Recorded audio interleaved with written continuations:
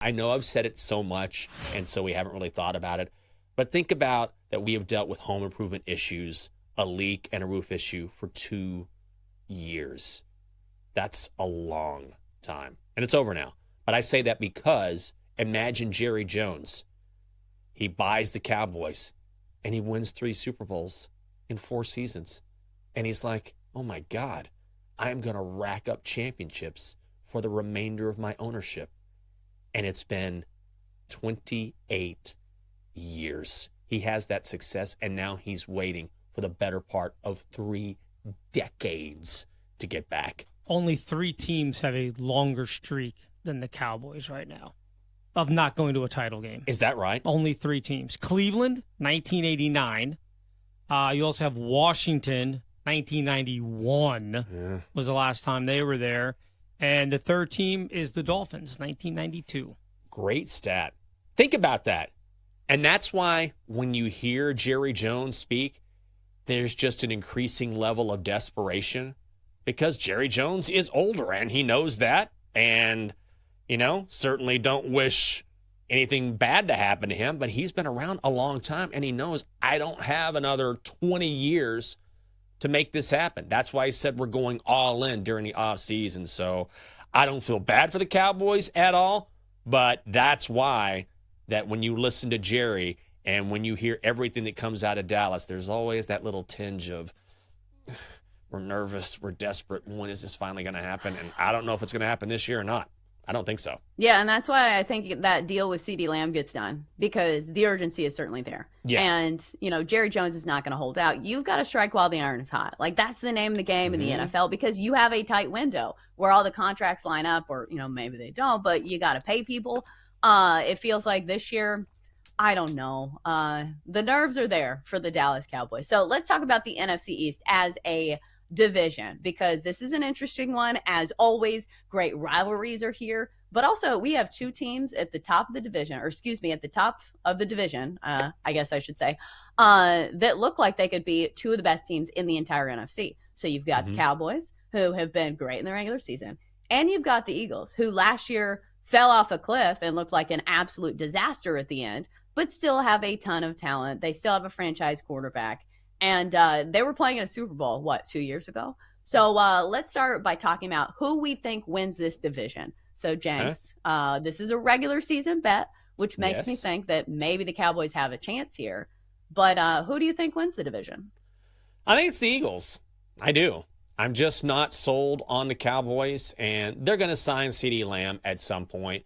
But ultimately, the Eagles on paper are certainly the most talented. But I look at 2 things. Number one is, as we've said before, the Cowboys won the division last year. There's not been a repeat winner in the NFC East in 2 decades, 20 years.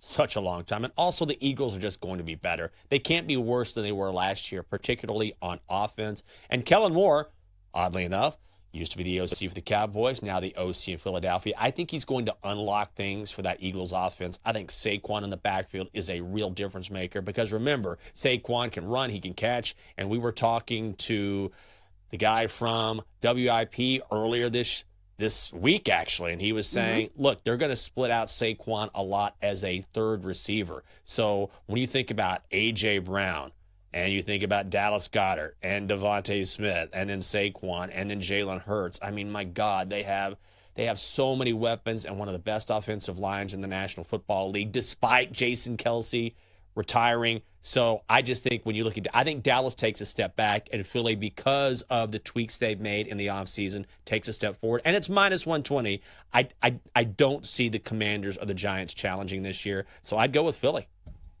Yeah, I think I was a little on the fence on this bet earlier in the week, but the longer these contract talks go on in Dallas, the more I'm leaning towards Philly here and them winning the division because I know that they will probably get the deal done with CeeDee Lamb. And now that I say that, they'll probably get it done like this afternoon. But I'm looking at the schedule for the Cowboys early on in the year. It's not easy. They start off the season September 8th in Cleveland against the Browns. That is a tough place to play no matter how you slice it. Then they get the Saints, which maybe that's an easy one. But then over the next 5 games, they've got the Ravens, the Lions, and the Niners all in that stretch. that is an absolute gauntlet. One of those games being on the road at the Niners. So I feel like this is a tough schedule for the Cowboys team. And plus, I have questions about their offensive line. It's another year. They're getting older. I still think I'll trust the team that has the much better offensive line and the much higher ceiling. Because isn't that what you want from a team? You want a team with a really high ceiling. And we saw the Eagles in the Eagles in the Super Bowl not that long ago. And plus, this leads me right into my next bet. I'm going to go with Jalen Hurts to win the MVP at 16-1. This feels like a bargain of a price for somebody who was the favorite to win it mid-season last year. Do you remember some of the offensive numbers that Jalen Hurts was putting up? Plus, these are kind of correlated.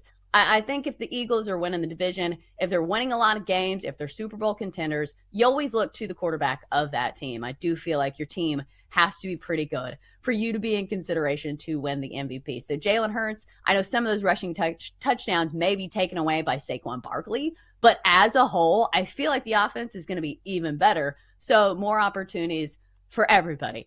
Everybody eats when it comes to the Eagles.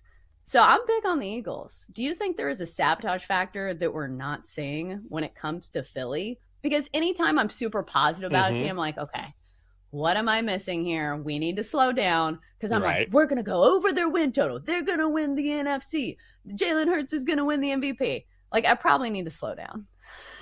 I don't think you necessarily need to slow down. Oddly enough, I think the sabotage factor with the Eagles is Nick Sirianni. To be quite frank, the talent is there. There's no question. But remember, this is a team that finished the season 1-5 last year. They got blown out by the Bucs.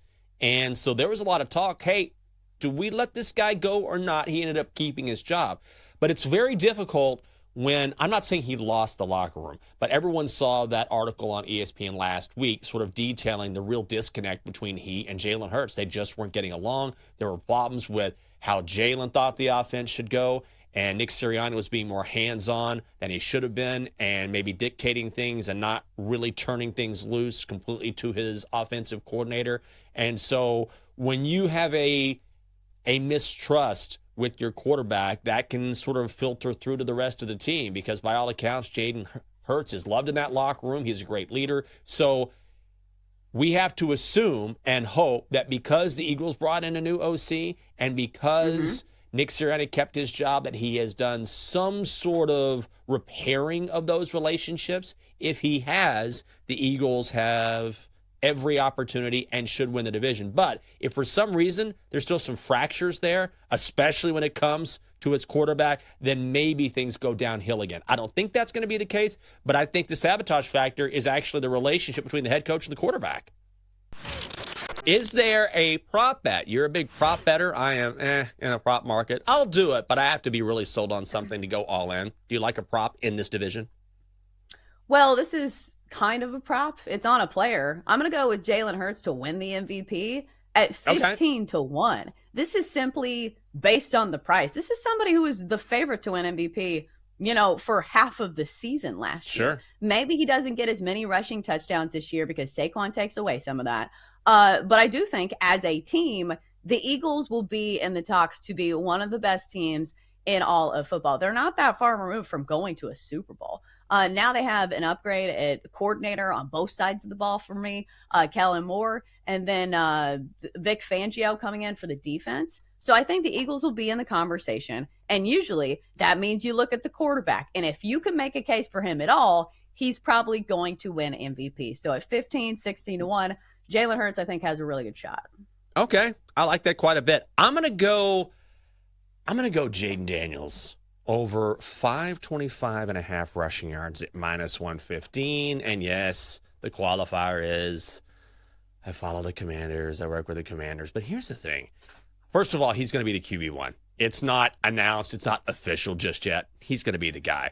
But this is about a couple of things. Number one is Jayden Daniels can run. We know that. We saw that during college at LSU. He needs to make sure he slides, wrap him in bubble wrap until the regular season, keep him safe. But also, one of the real issues for Washington that will be an issue all season is the fact that their offensive line is not very deep and it's already kind of banged up. They've even signed some free agents just trying to get some bodies in there over the past week and a half. So when you've got a guy who can run behind not a makeshift offensive line, but an offensive line that certainly won't be the strength of this team. And when you're a rookie quarterback, you know how it is. It's hard for you, at least early on, to develop patience in the pocket. I think he takes off a lot, and I think he goes over this rushing yardage prop.